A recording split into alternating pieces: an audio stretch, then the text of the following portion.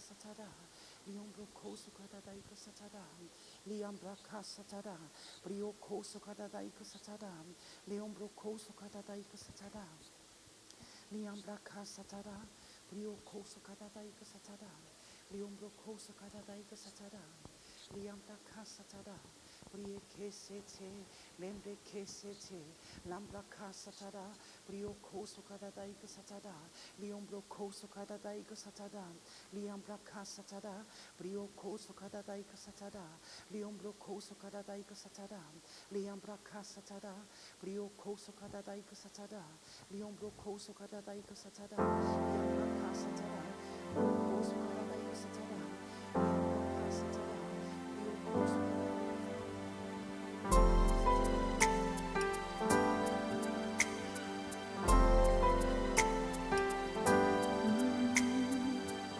Everlasting Savior, the man from Galilee, sovereignty's forever, your Lord in all the earth. The everlasting Savior, the man from Galilee, sovereignty, Lord, sovereignty's forever, Lord in all, you're the icon of the Father. There's no God like you, name, oh Lord, eternal, your lordship never ends. At the mention of your name, all knees shall bow down. At the mention of your name, all tongues confess your Lord, King eternal, the only mediator. With your blood, you entered once into the most holy place, securing salvation for all, forever, Lord. We have access to the throne of grace. King eternal, the only mediator. With your blood, you entered once into the most holy place, securing salvation for all men, forever, Lord. We have access to the throne of grace. Oh Lord, you're the King eternal, you're the only mediator. Oh, you're the ever-present man from Galilee, sovereignty's forever. Lord, all the treasures of wisdom and knowledge are in you. Full of grace and glory. Ages and at the mention of your name, all knees shall bow down. At the mention of your name, all tongues confess your Lord, King eternal, the only mediator. With your blood, you entered once into the most holy place, securing Lord salvation for all mankind, forever. We have access to the throne of grace. from heaven, everlasting Savior. Lord, forever and ever. You're the King whose kingdom will never end, eternal God. Forever and ever. Alpha and Omega, the first and the last you are. Forever and ever. For eternity, your majesty, you reign supreme, eternal King. Forever and ever. King eternal, King eternal, the only mediator.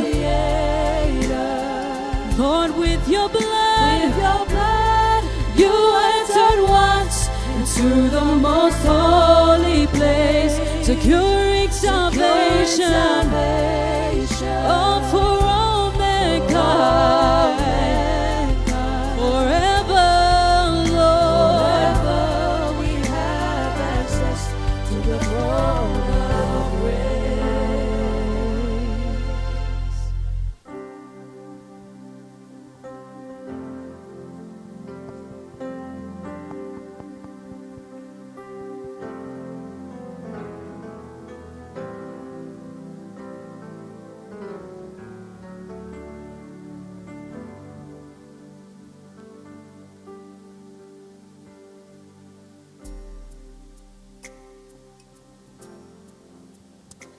Shatarinda legerid o sataregerid a shataregelid o karabaranda legerid o shataregelida.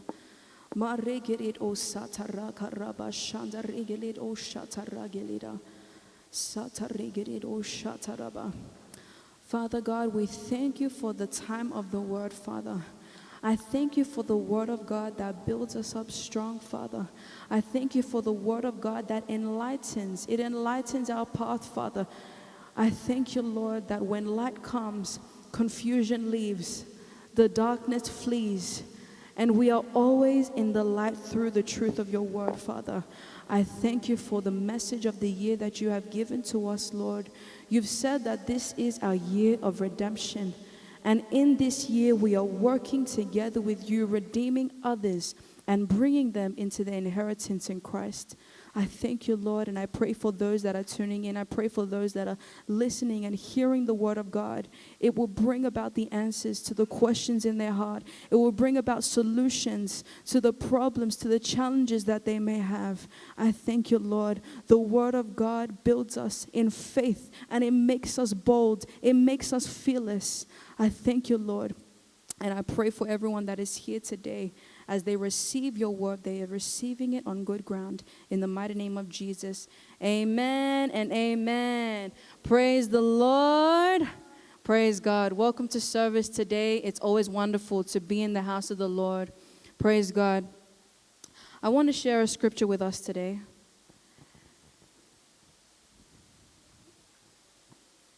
And I'm just going to read from Exodus chapter 34. Exodus chapter 34, verse 23 to 24. Now, this is in the Old Testament, and God is instructing the children of Israel. Can we have that verse on screen today?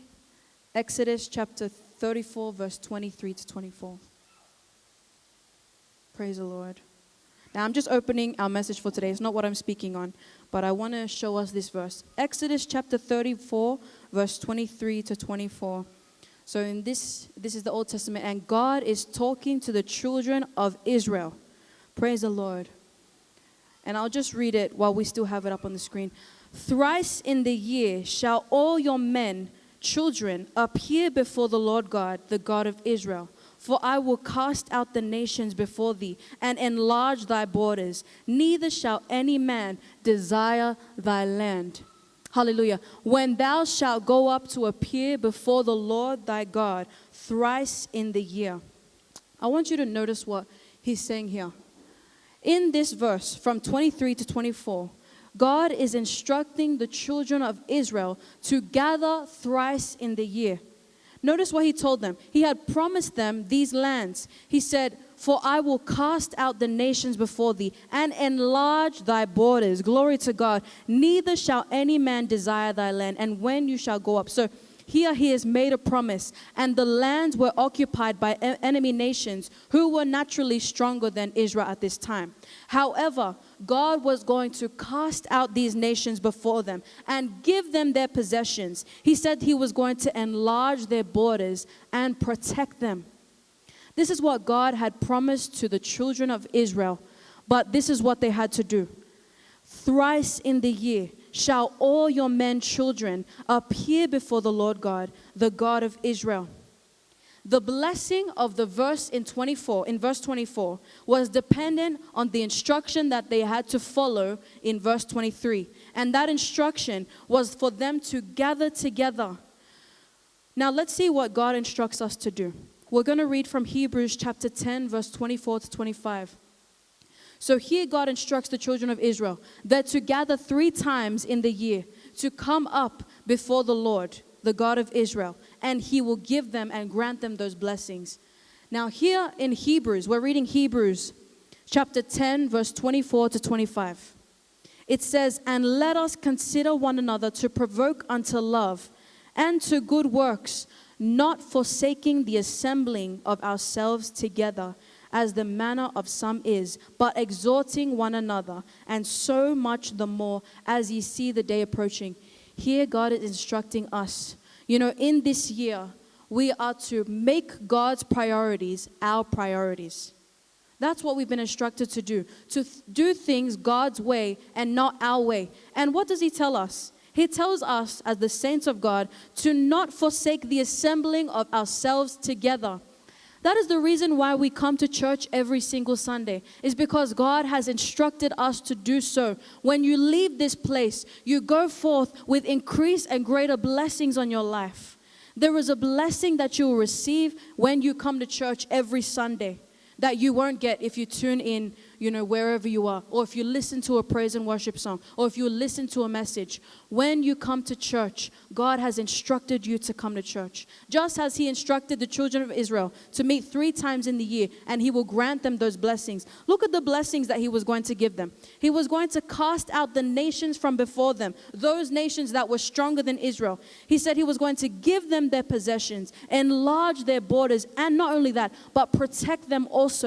If God was able to do that for the children of Israel, for only meetings that they had 3 times a year, can you imagine the kind of blessings that you get every Sunday when you come to church?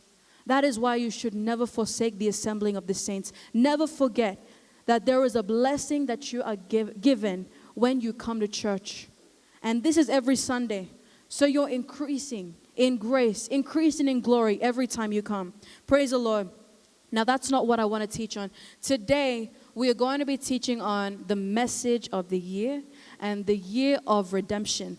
This year is the year of redemption, and I'm going to be teaching you the certain definitions that we've been given to focus on in this year. And as we go through it, I taught on it actually in our youth meeting this last Friday, and it was a beautiful, beautiful time of the Word, a beautiful time of prayer and of fellowship, where we came together and we studied the scriptures. We studied exactly what God has said concerning this year. So, if you have your notes with you, we're studying the message of the year of redemption, and we're going to look at 4 important definitions that our man of God has discussed at December 31st, New Year's Eve service. Now, I understand that we have started a bit later today, so I will be going through these very quickly, but I trust that you will all be following along and paying attention. So, the definition of redemption is what we're looking at. And number 1 definition is to deliver from sin and its consequences by means of a sacrifice offered for the sinner. This redemption is one that Jesus had already done. You know, Jesus, he paid the ultimate sacrifice for sin so that we did not have to. Redemption. Glory to God. Jesus paid the redeeming sacrifice for everyone, and that is what the gospel is about. Glory to God. It is salvation for man, soul, and spirit. In this salvation, he took away sins, but he gave us something. Pastor said in the beginning of this year that a lot of people only focus on what he took and not what he gave.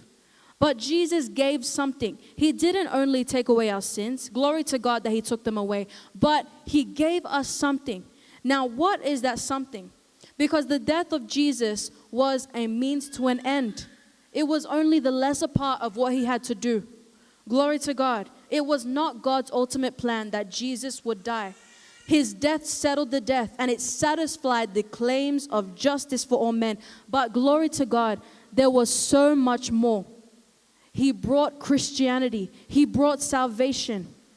Christianity does not begin with the death of Jesus. No, it doesn't. It begins with His resurrection. When Jesus died, He paid the redeeming sacrifice for all sin. But when He resurrected, glory to God, He brought forth salvation and justification. And He was crucified in the place of sinners. You know, when Jesus died, He died in our place. He died in our place so that we would not have to pay that penalty. Praise God.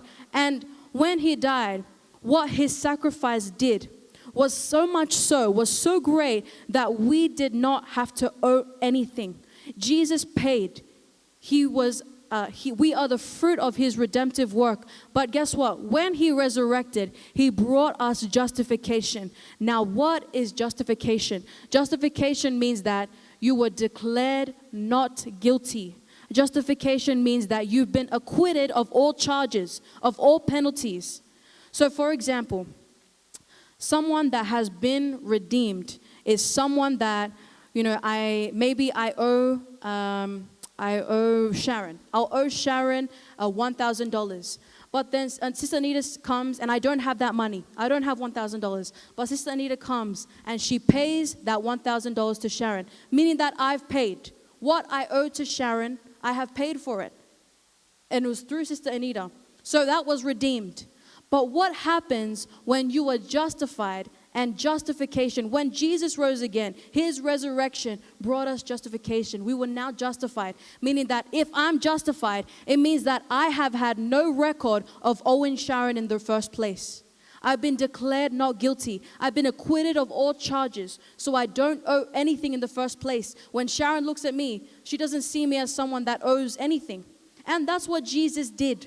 When through His resurrection, He justified us, meaning that we did not. He looks at us as holy and as blameless as Jesus Himself. And that speaks of the kind of works that Jesus did. It speaks of what Jesus did. Hallelujah. So, redemption is to deliver from sin and its consequences by means of a sacrifice offered for the sinner.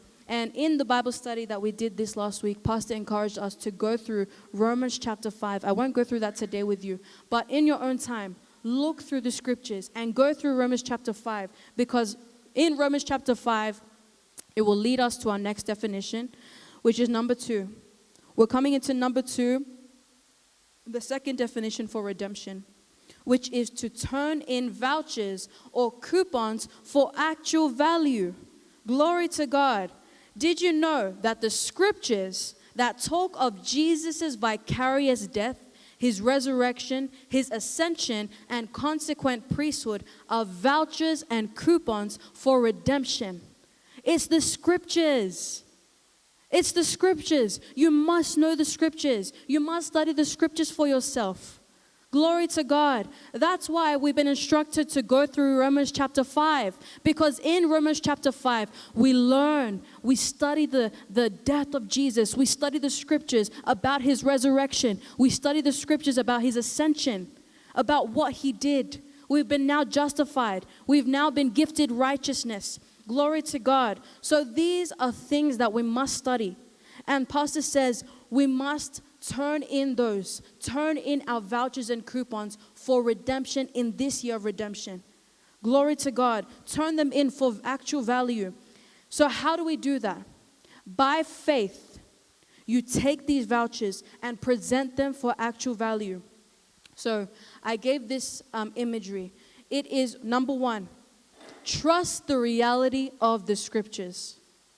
Number 1 is trust the reality of the scriptures. If you want to know how to turn in those vouchers, if you want to know how to turn in those coupons for actual value, Number one, you trust the reality of the scriptures concerning Jesus and all he did. You trust the reality of the scriptures concerning his consequent priesthood. Trust the realities of the scriptures. And number two, make a confession of them. So we're to make confession, we're to speak these things forth. What did Jesus do? He's made us the righteousness of God. He's justified us. We've now been brought into a life, eternal life. We've now been brought into a newness of life. Glory to God. And we trust the realities of these things. And number two, make confession of them. That is why your confession is so important. So this year, make up your mind that you're going to study the scriptures. You're going to know the scriptures for yourself. Exactly what the Lord has said concerning this year. You're going to make it personal for you. It's going to be the cogitations of your heart. It's going to be your meditation. And then number two, you're going to make confession of that. Did you know that that's what faith is? That's why Pastor says it's by faith that you're turning in these coupons for real value. Because it's by faith.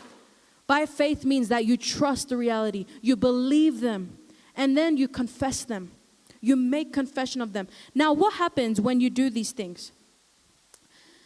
When you trust the reality of the scriptures and you make confession of them, eternal life and all the unfathomable blessings of salvation become real to your spirit. Shout glory!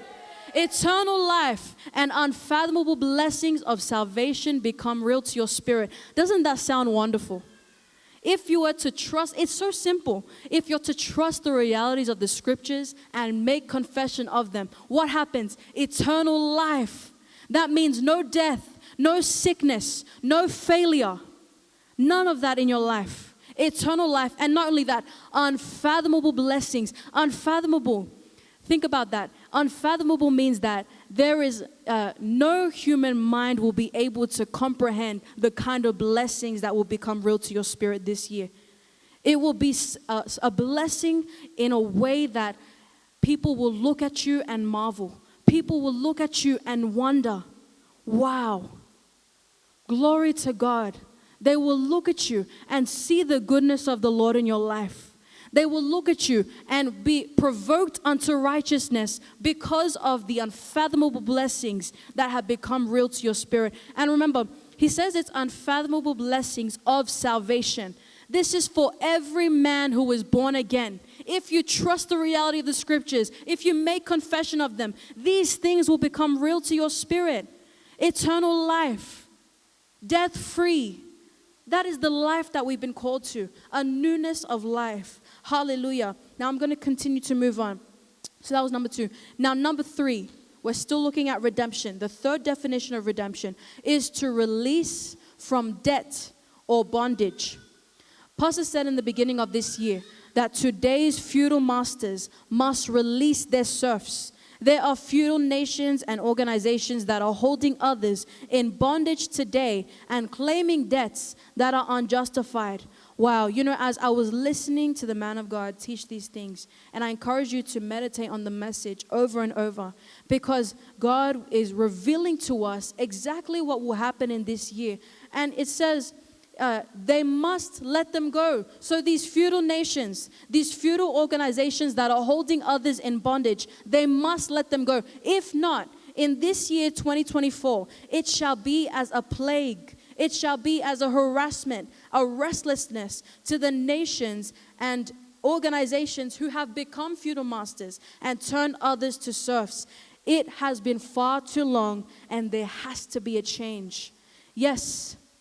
You know, there are many nations today, many peoples of the world today that are being held in bondage, and it is unjustified bondage, held in these debts.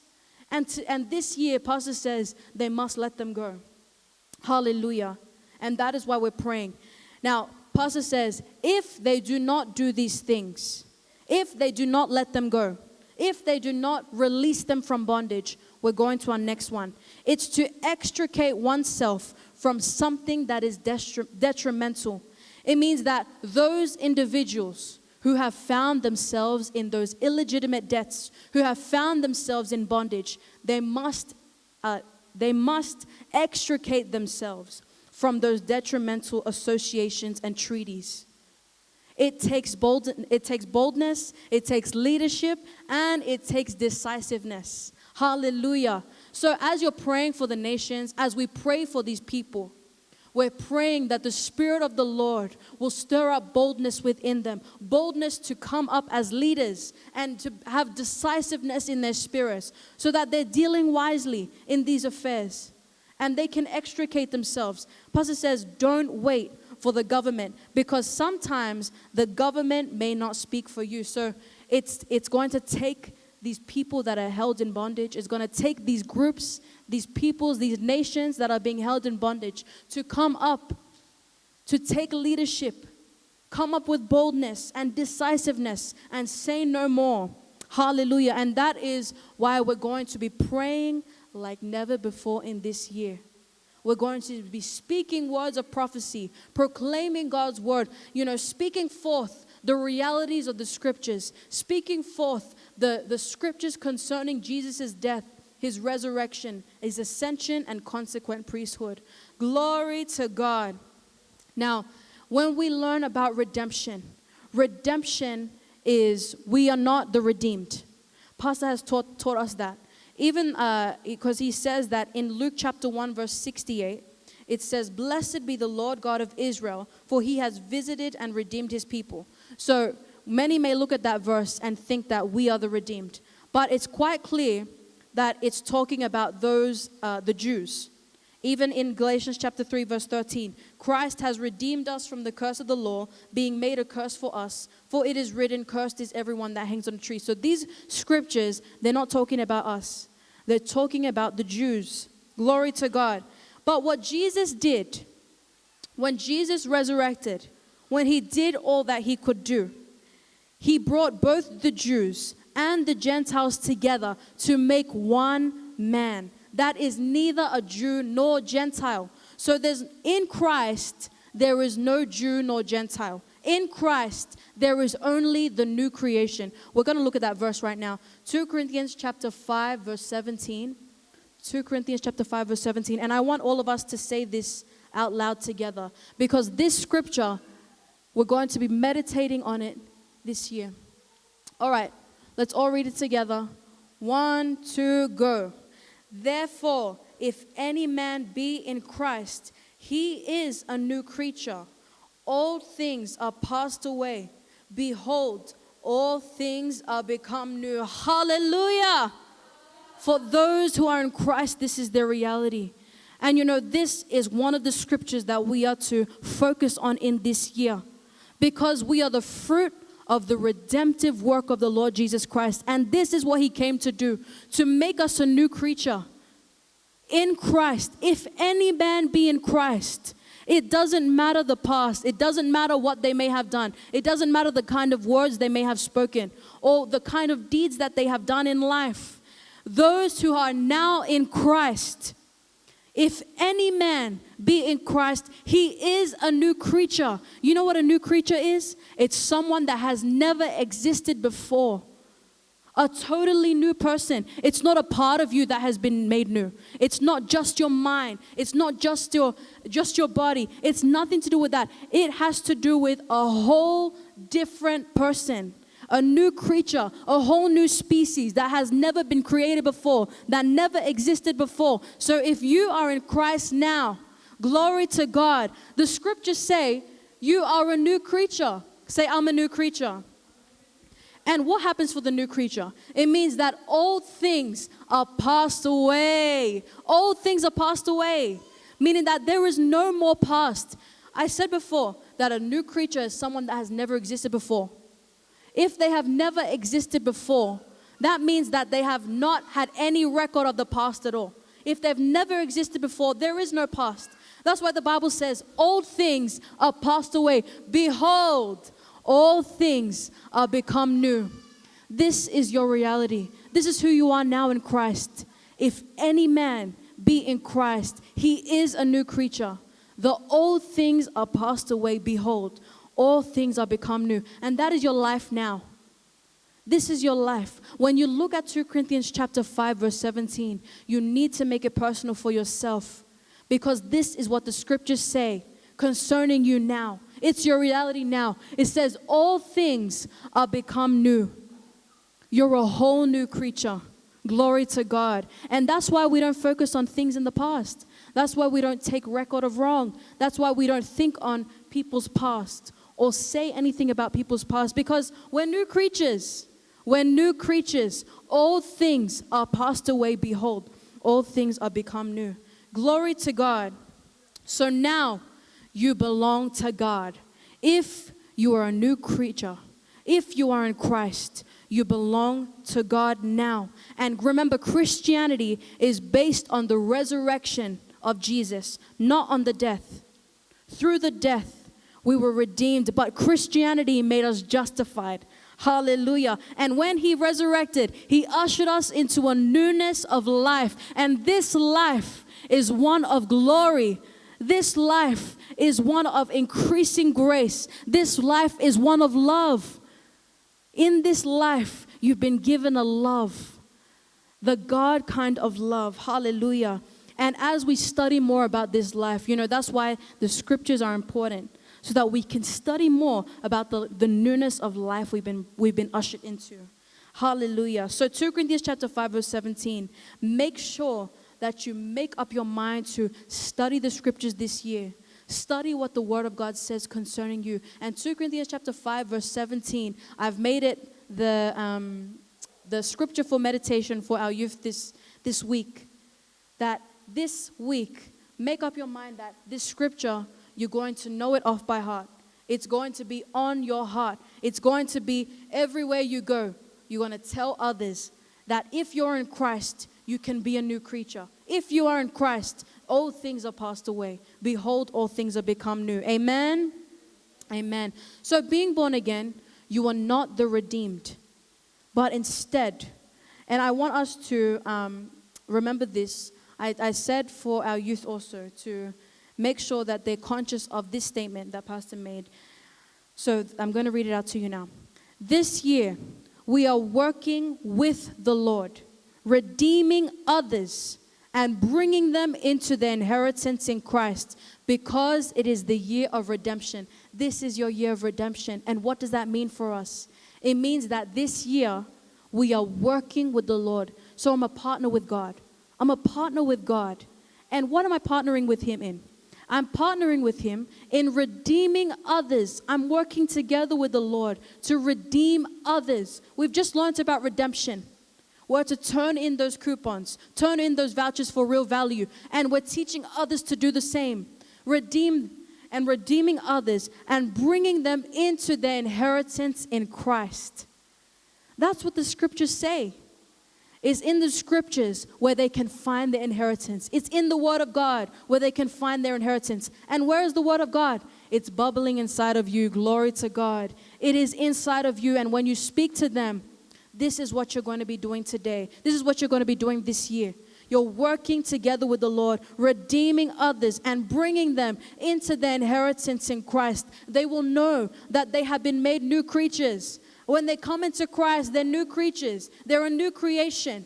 And a new creature is one that has no past. A new creature is one that understands that all things have now become new. So remember that. It is the year of redemption, and you're not the redeemed, but now you're the fruit of the redemptive work of Christ. So say, I'm the Redeemer. I'm the Redeemer. This year, I'm working with the Lord, redeeming others and bringing them into their inheritance in Christ, because it is my year of redemption. Hallelujah. Lift your hands and thank the Lord now.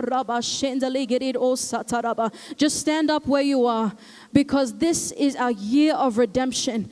And we know, we understand that we're working together with the Lord, redeeming others and bringing them into the inheritance in Christ. Malenda regelit osha, Rabba sata legelit aka, Malenda regelit asha, Rabba sata regelit osha taraba kelida, Robo sata raka Rabba sata raba, Elenda regelit osha, Mataraka Rabba sata raba. We are ministers of reconciliation, and reconciling others. Oh, Shatalagelid, oh, Karaba Sataraba, Malenda Regedid, oh, Sataraba. This year, we are trusting the reality of the scriptures and making confession of them. Mashandalegelid, oh, Rabba Sataraba. And as a result, eternal life and the unfathomable blessings of salvation shall become real to our spirit in the mighty name of Jesus. Mashandalegelid, oh, Sataraba, oh, Karaba Satarandalegelid, oh, Sataraba, Malekedid, Ashataraba. I just want to close with this final verse. Hallelujah. We're going to read Acts chapter 4, verse 12. Acts chapter 4, verse 12. This is just our final verse for today before the choir comes to minister. Acts chapter 4, verse 12. Praise the Lord.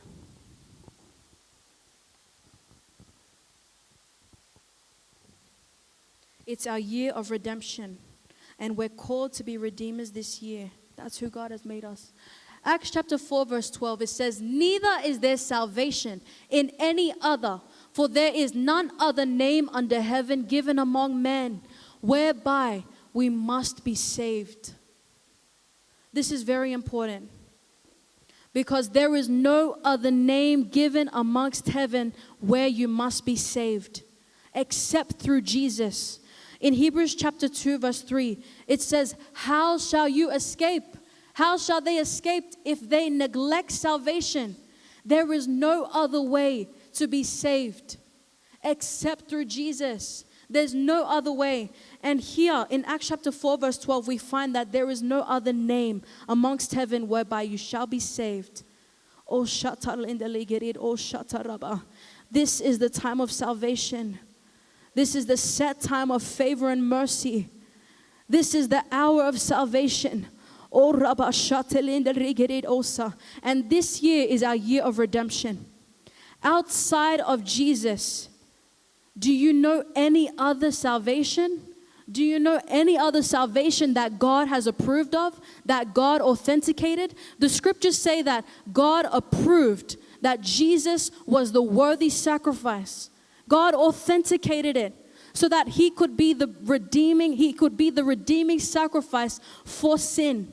And in turn, he became the salvation for many. It was through him, and there is no other way. There is no other way. And not everyone has accepted Jesus. Not everyone.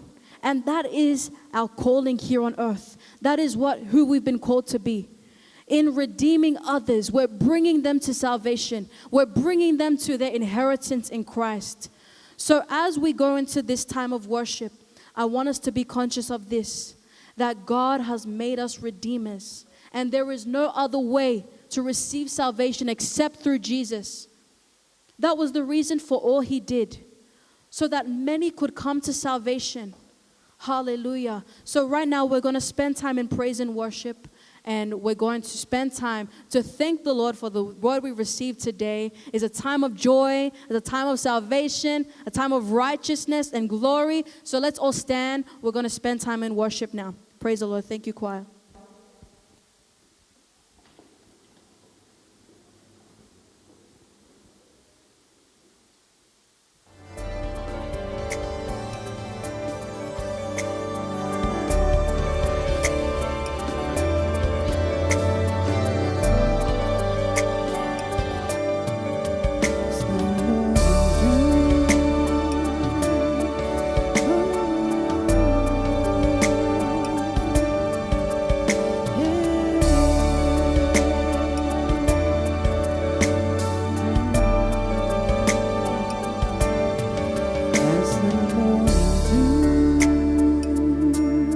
Your love is refreshing.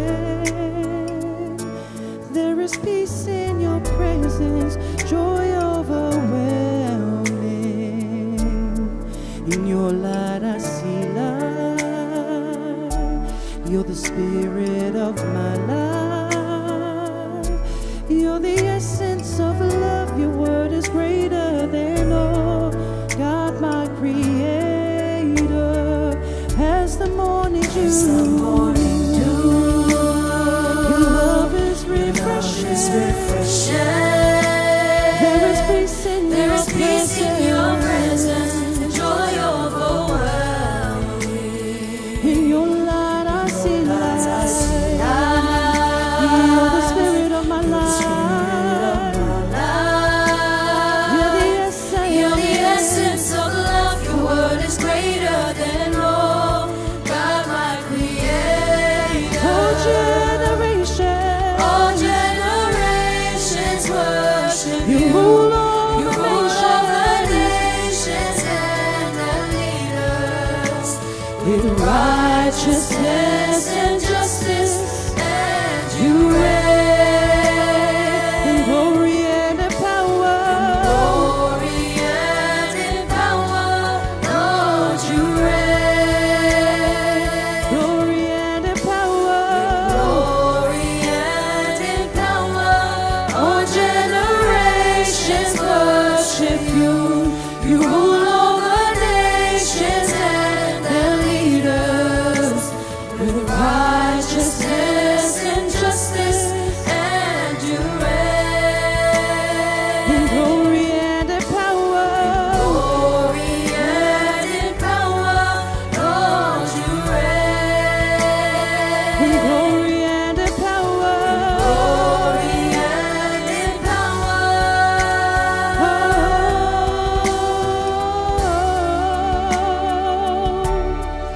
Lord, you reign. Lord, you reign.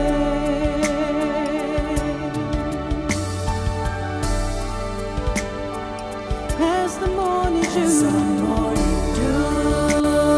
your love is refreshing. There is peace in There your is peace in your presence. presence, and joy overwhelming. In your light I see light. You're the spirit of my life. You're the essence. You're the essence of love. Your word is greater than all. God, my creator. All generations. All generations worship You you. rule You over rule over nations. nations and the leaders in righteousness and justice, and you reign. In glory and in power. Glory and in power, Lord, you reign.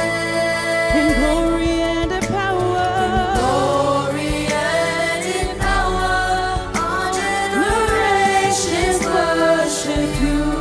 You rule over nations and their leaders with righteousness and justice, and you reign. In glory and in power. Glory and in power, Lord, you reign. In glory and in power.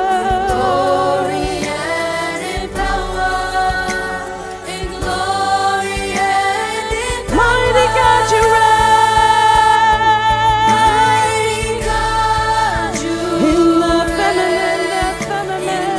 heaven and the firmament. Mighty God, you Mighty reign. God, you Through reign. all eternity. Through all eternity. Mighty God, you Mighty reign. God, you In the heavens and the firmament. Mighty God, you reign. Through all eternity. Mighty God, you reign. In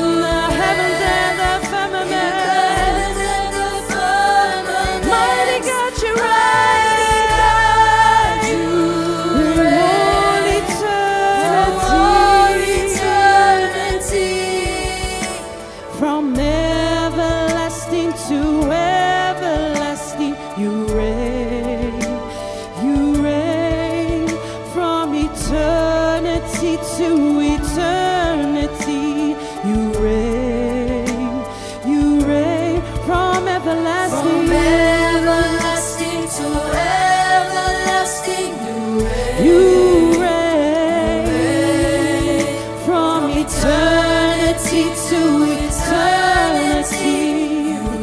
You reign, Lord, from everlasting. From everlasting to everlasting, you reign. You reign from eternity. From eternity to eternity, you reign. You reign.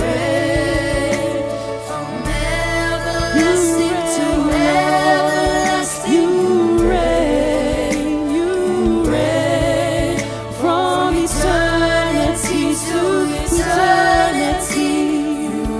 You reign, Lord. You reign. you reign. Lord Jesus, you Lord reign. Jesus, you reign. You reign. You reign. You reign. You reign. Lord Jesus, you Lord Jesus, you reign. You reign supreme over all the You earth. reign. Lord Jesus, you Lord Jesus, you reign. reign. You reign. You reign. You reign. Lord Jesus, you reign. Praise the Lord, He reigns. Praise the Lord. Thank you, everyone, for being here.